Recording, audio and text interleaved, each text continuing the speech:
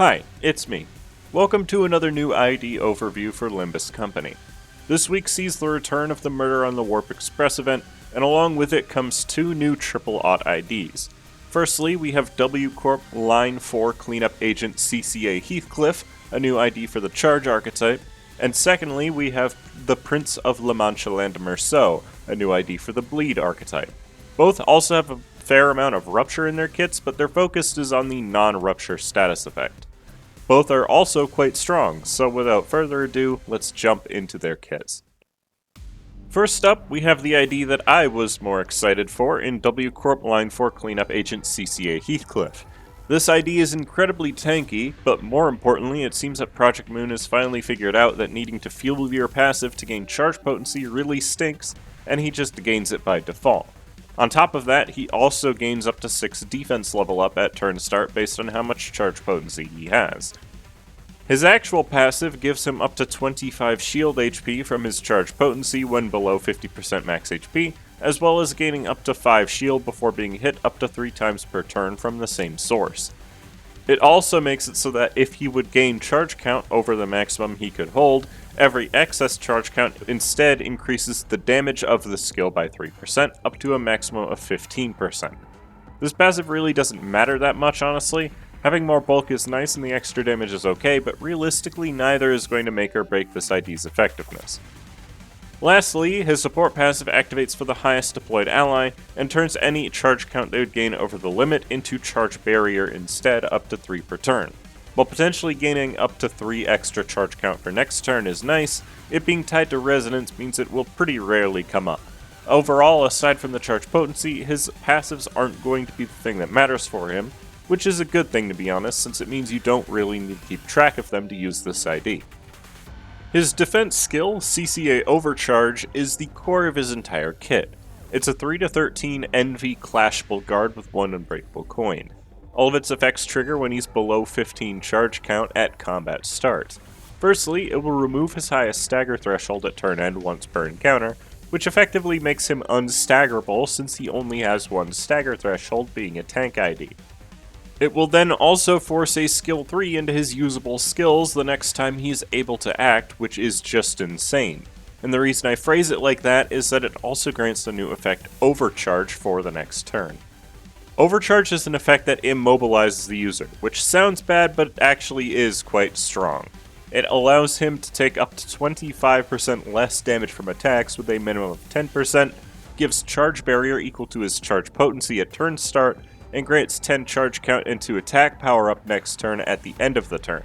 Not only that, but the effect also gives up to 5 aggro, and grants 1 charge count and 1 load next turn each time he's hit up to 5 times per turn, and as a reminder, that's effectively up to 25% more damage on the guaranteed skill 3 he will have. Just overall, this is an insane resource loop for his kit that can allow his damage to exceed that of many other IDs, as well as fulfill his role as a tank thanks to Overcharge also giving a large defensive boost. Plus, it allows you to cycle through Envy skills really easily, which is always a plus in my book.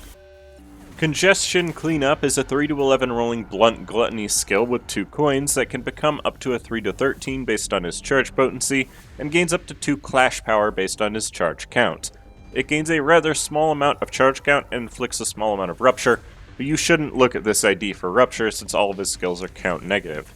Honestly, this skill is a little weak, and you'd be better off using his defense skill if this is your only option for the turn. Boost Elbow Blade is a 5-17 rolling blunt gloom skill with 2 coins that can become up to a 5-21 by consuming 6 charge count and having 3 or more charge potency. Outside of utilizing Overcharge, this skill is his best way for gaining charge count. That said, his best way to gain charge count will always be through Overcharge, but unlike his skill 1, this skill is actually not bad to just use if you need to clash, and it gaining charge barrier at combat start means it will often be count positive, even if he spends charge count to increase its power. Overall, it's just a really solid skill too. Ripspace CCA Overdrive is a 3-11 rolling blunt Envy skill 3 with 4 coins that all become unbreakable when at either 3 or more charge potency or when below 50% HP, and can roll up to a 3-27 if it spends 10 charge count, plus gains up to 5 clash power based on this charge potency. The first 3 hits gain a small amount of charge count if they land heads, which is nice since it can contribute to damage from his passive, but also because the final coin gains up to 10 power by consuming up to 10 charge count. The final hit also deals extra slash damage by 50% of the damage it deals, meaning the skill hits absurdly hard basically all the time. And remember that you can effectively use this skill every 3rd turn by utilizing his guard to set up overcharge, which will also increase its power by 2 as well as potentially increasing the damage by 25%. It's a downright absurd skill 3 that outdoes the skill 3 of every other W Corp ID in terms of damage, and it's super easy to use at near full potential. In terms of ego, this ID perfectly fuels his own AEDD, which isn't helpful because it gives him more survivability. The charge count being spent by the passive is just refilled by Overcharge's effect, plus the skill itself gives a bunch of charge count depending on how much HP he's missing. He also perfectly fuels his own Holiday, which, while a bad ego just in general, can potentially make him gain extra charge count when attacking an enemy, plus it can give positive effects to allies if it manages to get a kill, so it isn't a bad inclusion at all for once. Heathcliff's new ID is one that you can fit into basically any team. If we're talking about charge specifically, then W Corp Otis or Hong Lu are a bit of a no-brainer for inclusion, since they're some of the only IDs who are actually capable of giving charge count to allies through Charge Barrier. Otis in particular can also give Load to Heathcliff for some extra damage, making him less reliant on being hit for the same effect. Charge teams are very modular, and as a result, you don't necessarily need the whole team to be charged in order for this ID to perform well. If you're looking for other good charge IDs to add to your team, then Multicrack Faust, W Corp Ryoshu, W Corp Don Quixote, Sword Sharpened with Tears Rodian, Reindeer Ishmael, and Reindeer Hong Lu are all great attackers. If you're using Heathcliff, he can redirect a lot of the attention himself, making it so the rest of the team takes fewer hits and can survive for longer. If you're looking for somebody to give charge to allies via ego, Meursault's Electric Screaming is your best option. He's also got 2 very solid charge IDs in W Corp and Rhino to fulfill that purpose, but those aren't even the only options in this case. There is, however, another class of ID that this one works really well with. Since he's able to only use Envy skills via his Guard and Skill 3, he works incredibly well as an Envy Resonance ID. Not only is one of the best Envy Resonance IDs also a charge ID in the Name of Love and Hate Don Quixote, but a lot of charge IDs function well in this framework too, like the previously mentioned Multicrack Faust and W Corp Otis. Envy Resonance also really likes having IDs such as Middle Sinclair, Middle Meursault, and Middle Don Quixote to take advantage of their insane counter skills that deal ridiculous amounts of damage. Him taking hits during his overcharge turn will also help to power up Middle Sinclair, which is always helpful. Red Eyes and Penitence Ryoshu is also great for both styles of teams, and can provide Heathcliff with healing when he inevitably gets hit, without the need to bring specific ego to do so. And lastly, Princess of Manchaland Rodian and Pequod Captain Ishmael, while not able to guarantee Envy skills every turn, have Envy skills that are insanely good and focus really well under any type of resonance. So they are both really solid IDs for this team as well. Next, we have the Prince of Manchaland Meursault, who is a Bleed and Blood Feast ID designed to work alongside the other Manchaland IDs. His kit revolves around the status effect Hard Blood Armor, which stacks up to 5 and heals the unit for up to 40 HP after they use their first attack skill for the turn, then reduces by 1 if it provided healing. However, if you triggered Lust Resonance, the healing is cut in half, but the stack also doesn't decrease. It's a really strong support effect, whose effect doesn't really matter at all for the archetype it functions in, since most Blood Fiend skills heal anyways, so it will only really matter for himself. His main passive activates by owning 3 Lust and Pride resources, and gives effects based on how much Hard Blood armor he has. At 3 or more, he gains 2 offense level up and defense level up, and at 4 or more, he also gains 2 haste. When at less than 30% HP, he will heal 30% of his max HP against a target with bleed once per encounter, and if he has Focus Parade, he also inflicts La Mancha Parade on hitting an enemy up to twice per turn. We'll get into both of those effects in a second. He also has a passive with effects that trigger regardless. Firstly, while Princess of Manchaland Rodian is in battle, both he and her deal 15% more damage using their skill 3s. This is just an effect that they always get when together. Additionally, all Manchaland allies who have 5 Hard Blood armor gain 1 focused performance at turn start, and can recover from stagger once per encounter by consuming all of their hard blood armor, which is ridiculously strong for an effect that applies for free. If you couldn't tell, basically all of this ID's skills apply hard blood armor to allies, and in pretty decent amounts too. Focused Performance is a crazy effect that stacks up to 3 and reduces after using a skill 3 or by ending the turn without hard blood armor. It gives skills 1 and 2 plus 1 final power and increases their damage by 5% per stack, and gives skill 3 plus 2 final power and increases its damage by 10% per stack. This effect is stupidly strong and can be maintained very easily by just triggering Lust Resonance, which bleed teams are very capable of doing consistently. La Mancha Parade is applied to the target and stacks up to 4, reducing after a skill is used against or by the unit it is applied to. It makes them take 10% more damage from Lust skills, or 20% more damage from all skills if the attacker is a La Manchaland unit. It also makes them deal 20% less damage against La Manchaland units. This effect is frankly icing on the enormous blood pudding that this ID already provides in passive bonuses, and is definitely the one that I noticed the least when testing this ID, but Too Fragile is really strong in any situation, so this effect is still really powerful. Lastly, his support passive triggers under 5 Lust Resonance, and increases Blood Feast gain by 50% for the turn it activates, up to 2 times per encounter. This is a really powerful effect, and having it locked to 5 resonance means you will almost never trigger it on accident. That said, you'll probably want him in any team that utilizes Blood Feast anyways, so you aren't likely to get a lot of use out of it right now. Coagulation is his defense skill, a 5 to 13 rolling lust/clashable counter with 2 coins. It gives 5 bleed to himself and 1 other ally, prioritizing allies with the most hard blood armor in order to increase Blood Feast, and also gives him 1 hard blood armor on Clash Win. While the little Blood Feast boost is nice, this skill's bigger purpose is being a Lust skill that you can activate whenever you want in order to trigger Lust Resonance. This is even more important for this ID since it's what allows you to keep hard blood armor from reducing. March Conductor is a 2 to 11 rolling /envy skill 1 with 3 coins that can become up to a 3 to 15 based on the target's bleed potency and count.